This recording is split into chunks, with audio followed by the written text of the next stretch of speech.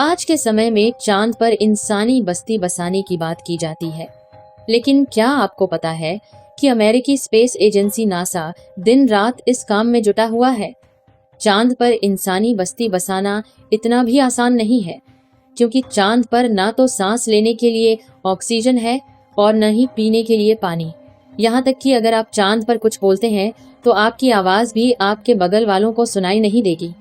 NASA चांद पर इंसानी बस्ती कैसे बसाएगा, इसे जानने के लिए इस वीडियो को अंत तक जरूर देखें। 20 जुलाई 1969 ये वो दिन था जब नील आर्मस्ट्रॉन्ग और बज़ एल्ड्रिन ने अमेरिकी मिशन अपोलो 11 में बैठकर चांद की जमीन पर पहला कदम रखा था। यह वैज्ञानिक जगत की बहुत बड़ी उपलब्धि थी, लेकिन साल 1968 से लेकर साल 1972 तक अमेरिका ने कुल 9 मून मिशन किए थे, जिनमें से 6 मिशन सक्सेसफुल रहे और चांद पर पहला कदम रखने वाले नील आर्मस्ट्रॉन्ग सहित अब तक कुल 12 एस्ट्रोनॉट्स ने चांद की सैर की है। लेकिन फिर चांद पर कुछ खास ना मिलने की वजह बताकर नासा ने अपने मून मिशन बंद कर दिए। साथ ही किसी और देश की स्पेस एजेंसी ने भी मून मिशन में इंटरेस्ट नहीं दिखाया। इसलिए आज चांद पर आखिरी मून मिशन को किए हुए 50 साल से भी ज्यादा का समय बीत चुका है। लेकिन आपको यह जानकर हैरानी होगी कि चांद पर जाकर इंसानी बस्ती बसाना अब सिर्फ सपना नहीं रहा, बल्कि अगले 10 सालों में हकीकत में बदलने वाला है। नासा का आर्टेमिस प्रोग्राम इस हकीकत की नींव रखेगा। अपने इस प्रोग्राम के तहत नासा ने 11 दिसंबर 2022 के दिन अपने पहले मिशन आर्टेमिस 1 को सफलतापूर्वक कंप्लीट कर लिया है। साथ ही उन्होंने चांद और मंगल ग्रह पर बसने वाली फ्यूचर प्लानिंग और इसका पहला लेआउट भी बना लिया है। अब इसी साल के अंत तक नासा अपने आर्टेमिस 2 मिशन को लॉन्च करेगी। इसके बाद आर्टेमिस 3 मिशन लॉन्च किया जाएगा, जिसमें 50 साल बाद एक मैन एस्ट्रोनॉट और दुनिया की फर्स्ट लेडी एस्ट्रोनॉट को चांद पर भेजा जाएगा, जिसके साथ चांद पर ह्यूमन कॉलोनी की नींव रखने वाले 2 उपकरणों को भी भेजा जाएगा।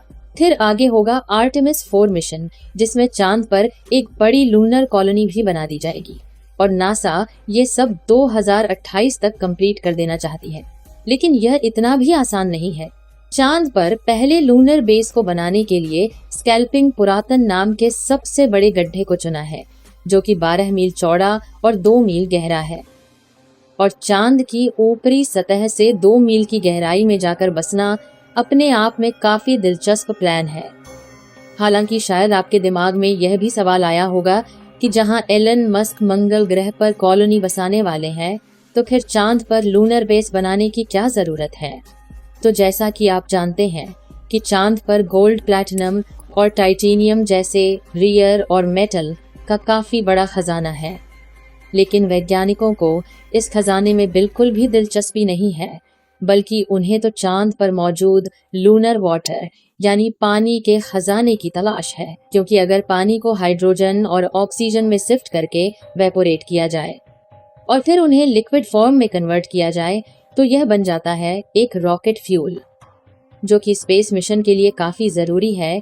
अगर वैज्ञानिक चांद पर लूनर वाटर खोजकर उससे फ्यूल बनाने की टेक्नोलॉजी बना पाए, तो स्पेस मिशन के लिए धरती से निकले रॉकेट को चांद के लूनर बेस पर लैंड करवाकर रीफिल किया जा सकेगा।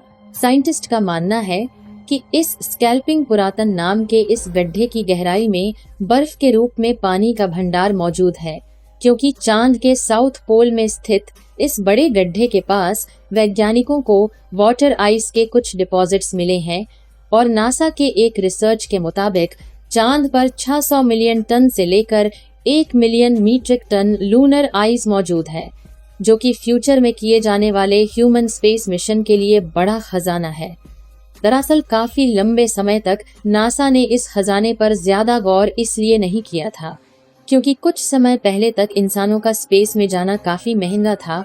लेकिन फिर एलन मस्क की स्पेस एक्स कंपनी ने रीयूजेबल रॉकेट बनाए और इसी ने स्पेस मिशन के इस मूल और मंगल पर ह्यूमन कॉलोनी बनाने के सपने को भी एक नई उम्मीद है।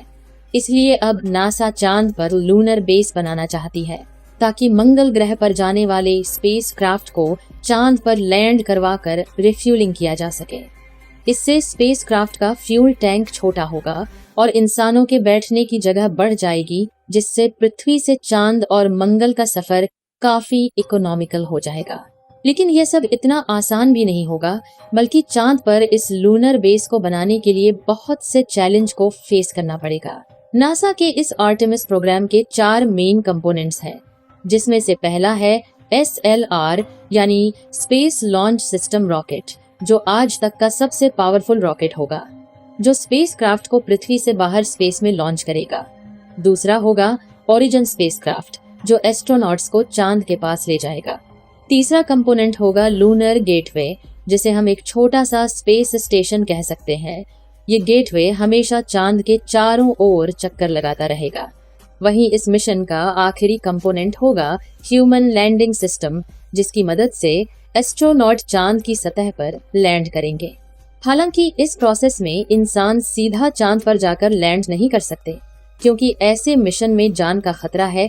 इसलिए स्पेस एजेंसी पहले इंसानों के बिना खाली स्पेसक्राफ्ट और रॉकेट को मिशन के लिए भेजती है, जिसके बाद उनको परीक्षण करके ये सुनिश्चित किया जाता है कि क्या यह रॉकेट और स्पेसक्राफ्ट इंसानों को भेजने के लिए सही है।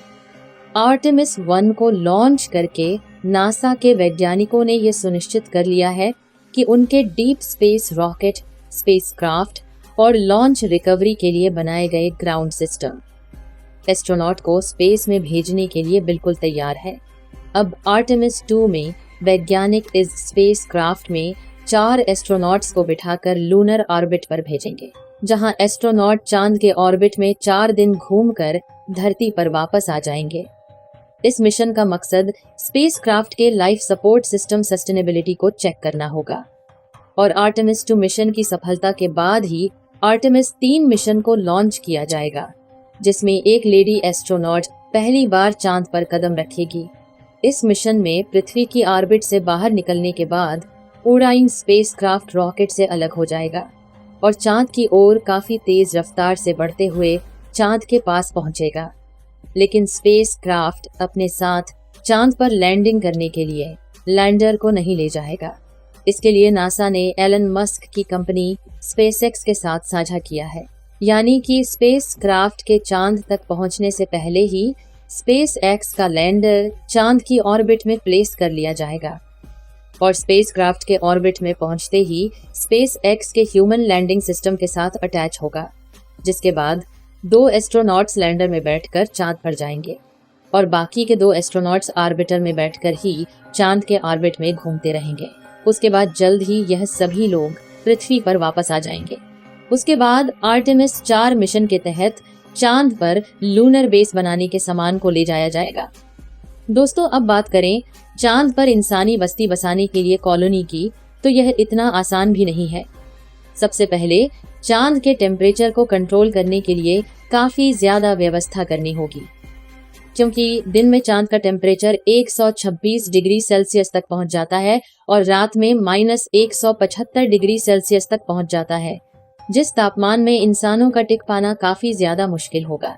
दूसरी सबसे बड़ी दिक्कत यह है कि चांद का एक दिन पृथ्वी के 28 दिन के बराबर होता है, यानी कि 14 दिन लगातार उजाला और 14 दिन रात होती है।